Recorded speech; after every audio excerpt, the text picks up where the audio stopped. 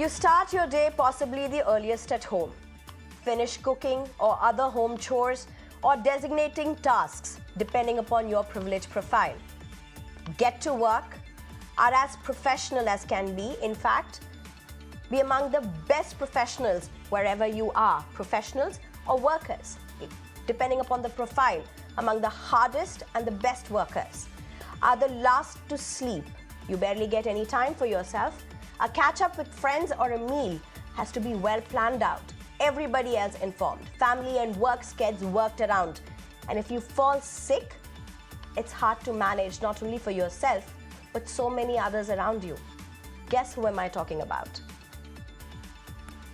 I'm giving few minutes because there's already an imagery forming in your mind. Well, I'm talking about the women in our households. I'm sorry I'm starting with generalizations, but this is the reality of a bulk of India. And I do not intend to corner the men. I know there are so many men who are equal partners, who are great professionals, who know what it takes, who rise up to the occasion. But the truth remains, gender equality and more so, pay parity at workplace anywhere in India is disappointing. The differences is stark and glaring. For the same work, pays are far from equal. According to estimates of World Inequality Report 2022, men earn 82% of the labor income, whereas women earn 18% of it in India. Look at the number, 82% for men, 18% for women in India. So in this context, in this election season, if Kerala Chief Minister Pinarayi Vijayan has said that they will ensure gender audit and equal pay for women in all sectors, why not?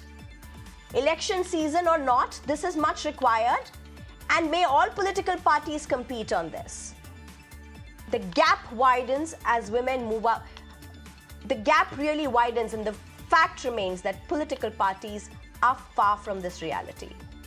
But will this be only a promise? Or can this be Kerala's, or actually, why only Kerala's? Can this be India's reality? But for now, here's our reality check.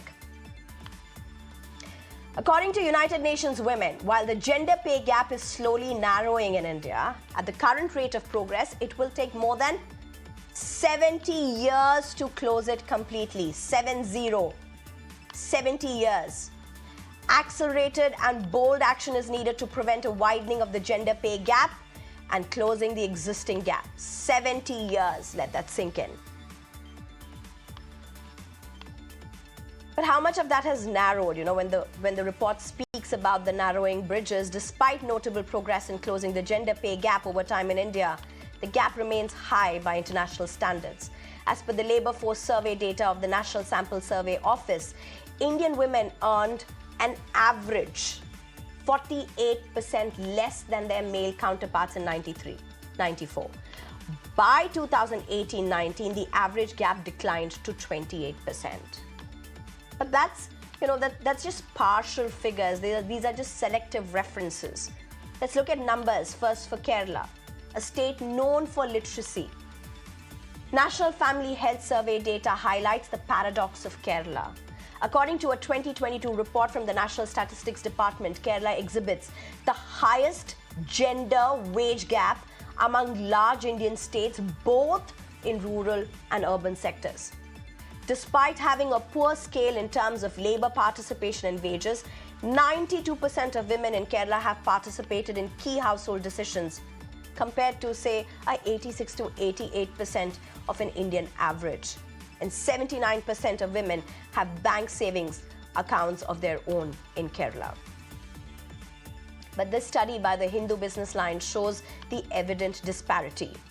Tamil Nadu, Goa, followed by Kerala, have the highest agriculture gender wage gap. Look at the difference, 112%, 62%. Kerala has 46.9%. Gujarat, West Bengal, Chhattisgarh has the highest gender wage gap among the salaried class. Look at the numbers. 62% Gujarat, West Bengal 53%, Chhattisgarh 57%. These are the pay disparities percentage that we're really talking about. I'm being joined right now by Rituparna Chakraborty, co-founder and director Teamlease, Richa Sing, strategy consultant, Priya Shetty Rajagopal, active citizen, as well as Brinda Adige, an activist. Thank you very much, all four of you, for joining us. There's so much of a restriction of time. I would have loved to have some male panelists also on this topic, but for the four women on this group, thank you very much for joining us. Rituparna, first to you. What are your findings? What is happening in India for the hirings that are happening, for the higher strata, for the middle strata? How glaring is this pay parity or the lack of it? Thank you so much for having me on the show. And I really would like to thank the Kerala government to kind of, at least for whatever be their incentive or motivation, to bring this topic back into discussion on national television or otherwise. But I must say, I mean, of course, while I'm happy, I must say I'd like to also know as the probably days progress, how this audit is going to happen, what's essentially going to be the outcome. Because to be honest, even if one does an audit and figures out that there are disbalances, this is not how you can probably solve it. The problem is that women's workforce participation per se is extremely poor.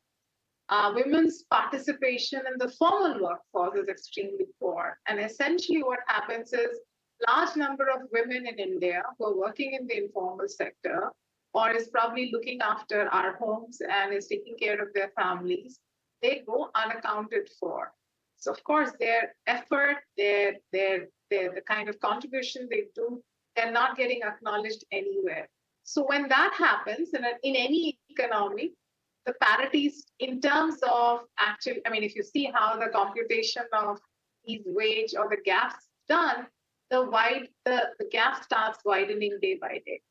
You also mentioned that there has been some improvement. That improvement honestly has happened on account of the fact that there is some improvement in women's workforce participation. Yet we are still one of the bottom 10 probably across the world. Like women's participation in the workforce is about 25%. Absolutely. As the participation which we account for is 25%, how will the gap ever reduce? That's one.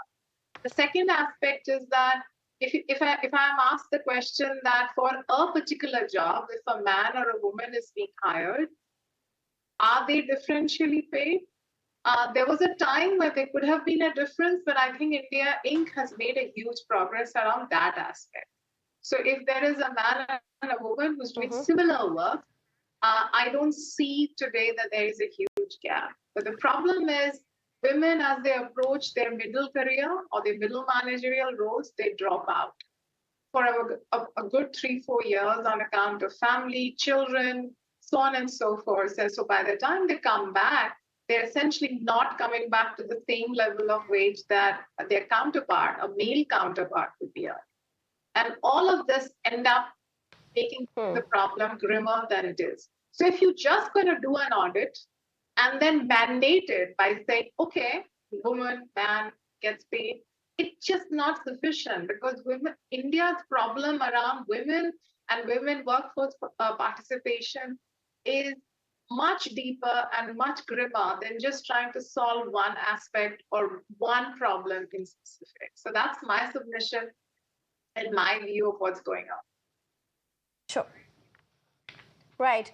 Richa, I mean, how do you look at this entire thing of a gender audit? Is this something that has happened anywhere? Do you know of this being used as a strategy to identify what needs to be done to bridge the gaps? Is this something practical? But also the fact, retaining women after a particular stage at work is a huge challenge, because no woman is only a professional or first a professional, unfortunately, when compared to, say, the men in the family. And that's a huge narrative that needs to change. And some places it is changing. Thankfully, at least there's some change. But largely, India still struggles with this. Thank you so much, firstly, for having me. And very valid point that you have mentioned. So, firstly, I will cater to the first question that you asked regarding gender audit. So, I'm not sure about whether it was like mandated by government anywhere. I'm personally not aware of that. It might have happened globally somewhere, but I might not have got a chance to dig deeper into that. But I would just tell you Sure. one thing from my experience that the first company that I was working in, they did this thing wherein there was one particular appraisal cycle wherein they did a gender pay audit and basically bumped up the salaries of all the women who were being underpaid as compared to their male counterparts, irrespective of whether the hike was like 40 to 60% in corporates. I'm talking about, when you know what's the general hike over there, they actually Oh, went that's way interesting. sorry, were you Yeah, yeah, saying please something? go ahead. Please go ahead. I was saying that was interesting. Yeah, yeah, please go Yeah, ahead. yeah, that was interesting, and I think that was something which I have not heard of a lot happening in corporates, but I felt like that was a very welcome move, that the companies were doing it, and it actually bumped up the salaries of some women that I know by 50 to 60, 70% as well, because they were actually being paid for much lower. You can imagine if they're just giving those many hikes just to balance that out. And And so, apart how from, long back did this happen? How long back did this happen? I mean, how many years back did this happen? I think it was 2019 when this happened. It was one of the big four companies Not as long well. I back.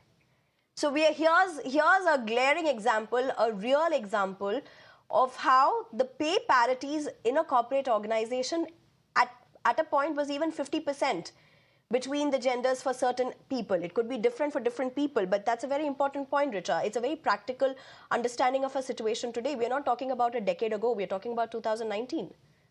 Yeah. And it also helped some women to decide to basically, keep their jobs and keep on continuing the jobs because they were so much happy with the salary.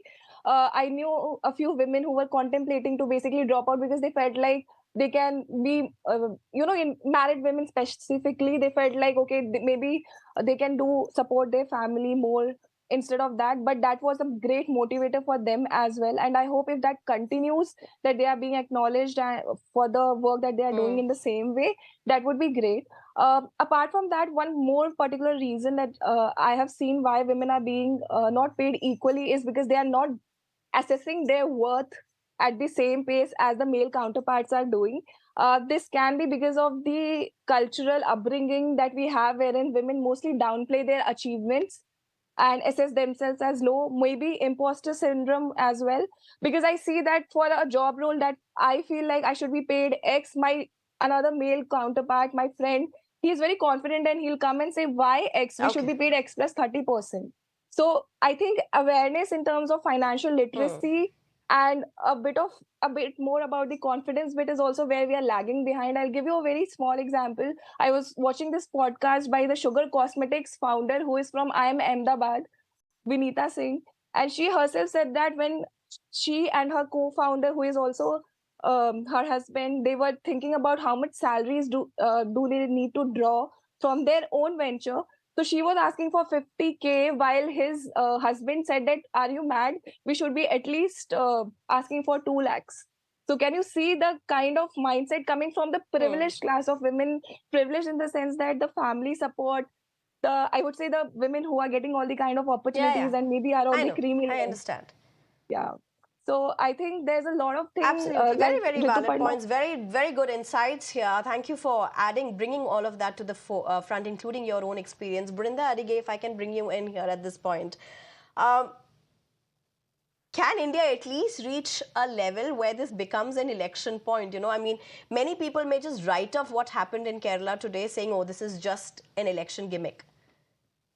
Whether it gets implemented or not, that is something that we'll have to hold them accountable to. But at least this is now becoming a mode to woo voters. What's stopping others? Absolutely right, Sneha. It can become an election motto, probably should even be included in the manifestos of all of these political parties. Nothing's stopping them.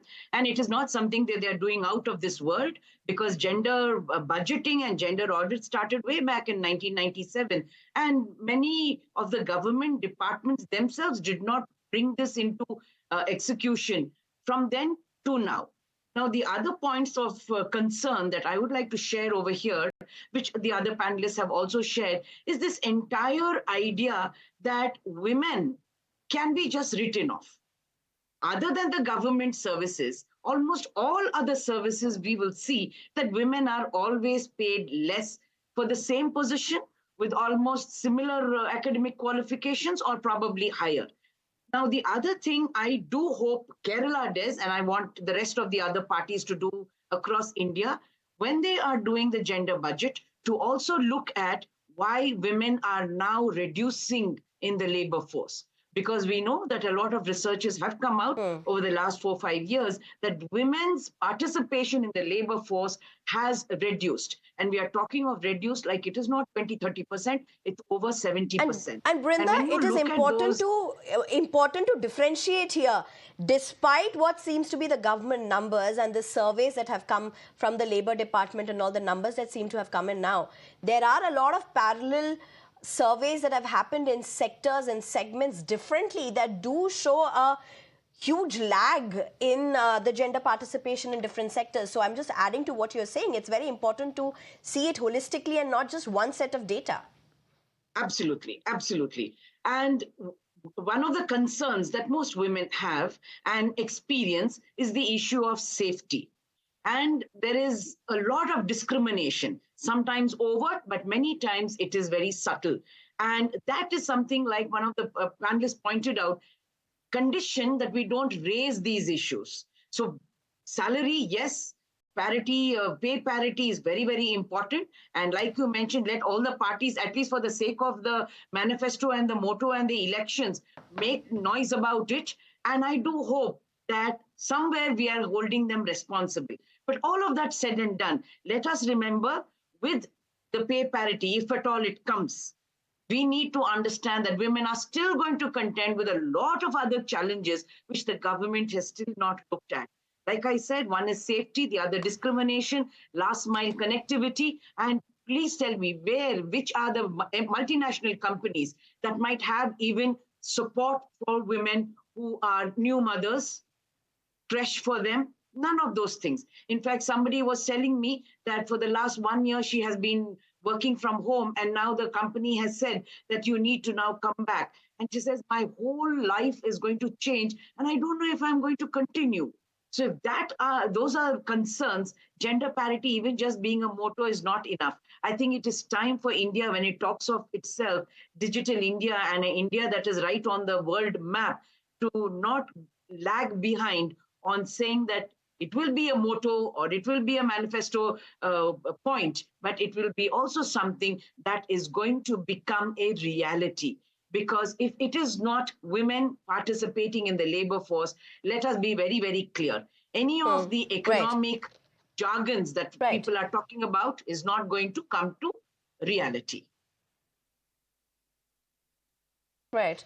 Priya Shetty Rajgopal, it's very interesting to see what's really happening in this particular sector. And this is coming, this whole proposal of gender audit and pay parity, same pay across sectors, is actually coming in from Kerala. Kerala, for those who may not, who may not know internally, but may look at it from outside, may think it is one, it is a matriarchal society. 2, it may think it's a highly literate society. 3, it may think it's got equal rights. Women are so much more educated. And here, perhaps, is really the dichotomy. Despite women being, highly educated, in fact, if you look at the higher education, women's retention pass out is huge. It's a large number with Kerala.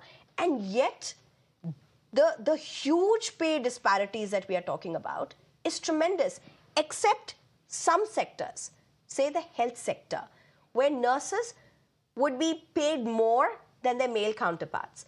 So this dichotomy is also huge coming from a state like Kerala, which is otherwise seen very high in the various human indices as well as progressiveness?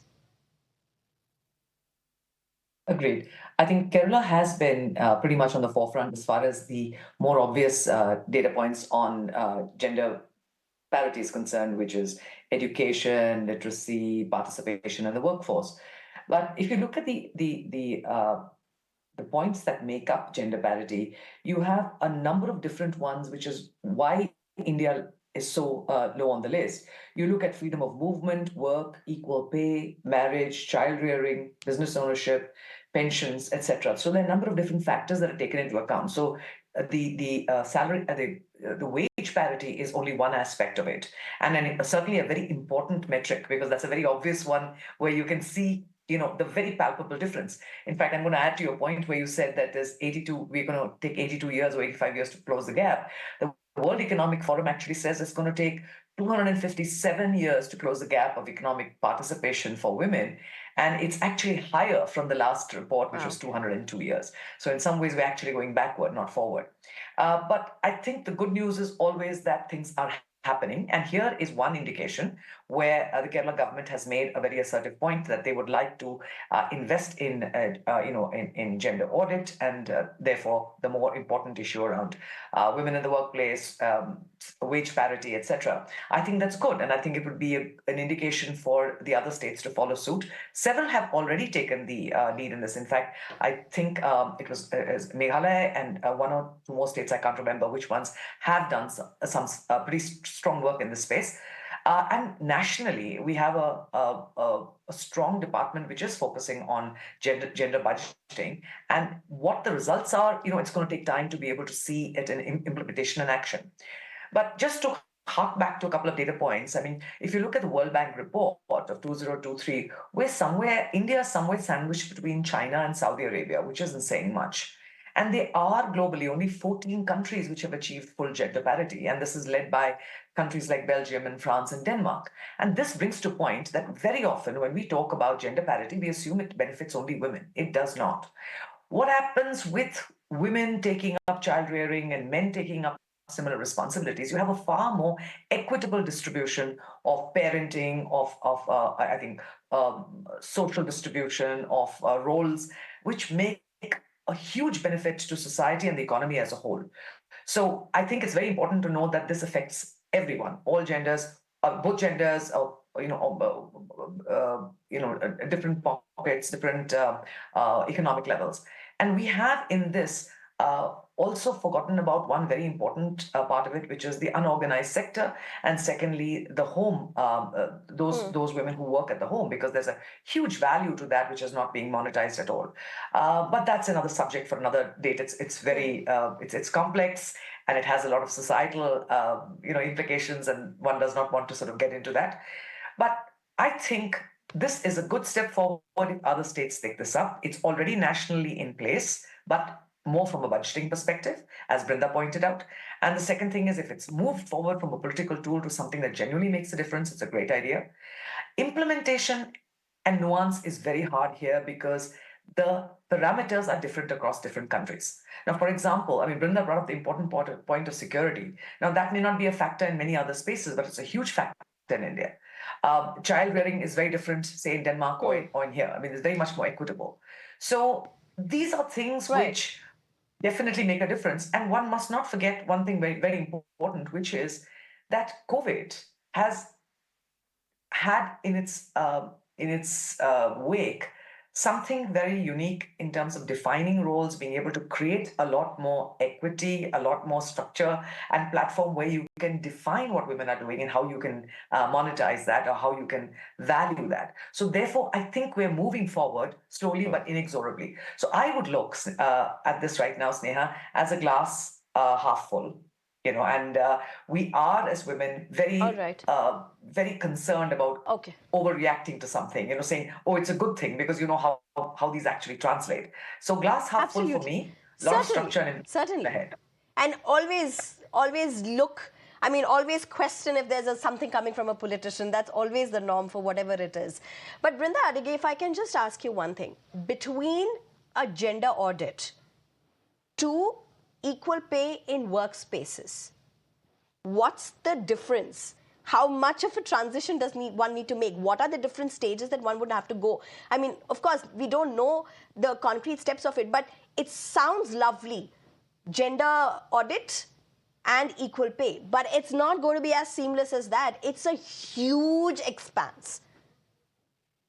Absolutely right, Sneha. And that is why I was saying I would love to see what are the questions that they might put into to look at this entire audit that they want to go through and bring out a report of whatever. Because, like Priya pointed out, there are so many aspects, and it is not going to be something that's going to be done in the next 6 months, also, because the audit itself is going to take time. And then the audit would be very easy, or rather quite easy, if we are doing it within institutions or structures rather than the ones who are in unorganized sector.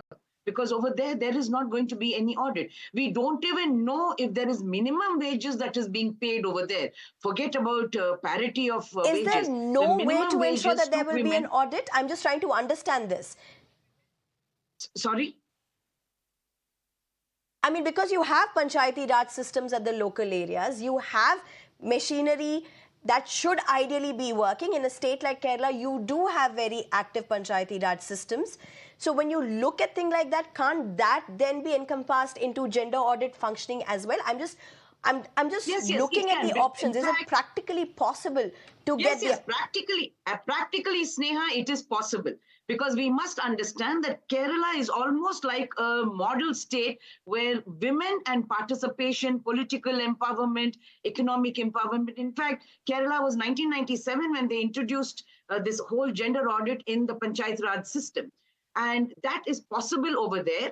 What we want to ask is, which areas and which sectors are these audits going to be conducted? Is it going to be across every sector at Right. every level with every cadre of people? Because these are all issues, like Priya pointed out, we do not want to be now celebrating and saying, wow, that is fantastic. All of these are very, very sensitive and important points that must be spelled out. So we want to wait. But like you pointed out in the earlier question, we would like this to be a point that is now made as an announcement by every party, so that at least for the sake of votes, Right. we are looking at gender parity vis-a-vis wages and salaries, because that is something that has not come out, even though we have been talking about a lot of other economic empowerment that we continuously talk about women. And in this gender audit, which will take a long time, and I'm Right. sure it's not going to happen even in the next 6 months or 1 year. But is it going to start immediately? When is it going to start? All of these are lots Right. of questions, because it should not be Right, like the Brinda, let me reservation also bill just get in that's going to come out Rituparna in Chakraborty once, and we are 2029. totally out of time. Let me just ask one last question. Right, let me just, Brinda, let me just ask one last question to Rituparna as well. I mean, unfortunately, we are a very elite panel here. It's also because of the medium of language that is, which is being used to communicate. But there's, as we have been speaking about the informal sector, so many that are not included in various processes already. But Rituparna, practically speaking, when you look around you, when you look at the HR numbers, when you look at the corporates that are working around, and you know, there's studies that show as you go up the ladder, the pay disparity seems to only increase. Could you give us some practical instances of what you see around you? First and foremost, I have to comment, I'm not as optimistic as all of you in terms of how this audit process will happen. One of the most confusing aspects of being in India is that there is no real-time data access possible, at least so far. I mean, our systems are still yet to be digitalized to the extent where you can actually track. And even if you get data, let's say you pulled out EPF4 data, let's say for argument's sake, there is no mechanism right now which compares a male or a woman based on job description. So honestly, on ground, I mean, from whatever little access or understanding I have in terms of labor data, I can assure you that this really needs to be thought through, because it's one thing is to say or announce something like this, and the other is to do. So now let me just put in some aspect which I have experienced. Honestly, informal sector is a black hole. There's very little information which we can confidently talk about because they are not accounted for, they are not acknowledged. But the fact is, there are more people, women labor workforce participation, statistic data suggests is much better in the informal sector, which you can't track as it is in the formal sector. That's number one. The other interesting aspect that I have seen over the last few years is that the literacy level amongst women have been going up year on year. We are seeing this. However, we are seeing that there is a reverse correlation with their participation in the workforce. And it's not just Kerala, it is something that we are seeing all across the country, because the women are getting educated by their families, not because they are expected to get themselves a job, but they have to get themselves a better groom. Prospects of having a better groom is better. Women are still struggling with few issues. Number one of them, which I think Brinda talked about, is safety. If one of the things that keep them away from workforce, it's safety. The second is commute and moving transportation issues, the infrastructural gaps. They affect women disproportionately more than women, and because of which it affects their prospects of coming to work. The third aspect, of course, is that when you have additional roles of a mother, the facility or the ecosystem is quite broken. In a nutshell, women are looking for only one thing right now, which is flexibility. Unfortunately, government actually tries to address a lot of things. Not unfortunate. The problem is even decision-making that's happening in government are not considering the women perspective. There are many changes that have happened. The Maternity Benefit Act, for example, which has adversely affected women rather than benefiting women in terms of having them in the workplace or creating incentive for organization to have them in the workplace. So honestly, I know we are out of town, Sneha, but the issue is not just about the gender gap or pay gap that we're talking about. Women are struggling because of multiple reasons just to be in the workforce, climb up the workforce, be part of the leadership which makes decisions not just in corporates but in government, and then be part of the boards. This is the process at every level which is currently broken. Until and unless we fix it, we won't be able to in a long term see actually noticeable progress in terms of what's happening with women in the workplace. So yeah. Right. This is such a complex issue, but there's one silver line, and it's the election season. We're peeking into the election season, and thankfully, we are getting an opportunity to discuss this. But of course, needless to be said, Chief Minister Pinarayi Vijayan will be held accountable for these words. But this issue is so complex and needs discourse time and again, because women deserve equal pay. Thank you very much, Rituparna Chakraborty, Richa Sing, Priya Shetty, Brinda Adige, for joining us. Thank you very much. It's time for a short break. On the other side, do join us for all the latest.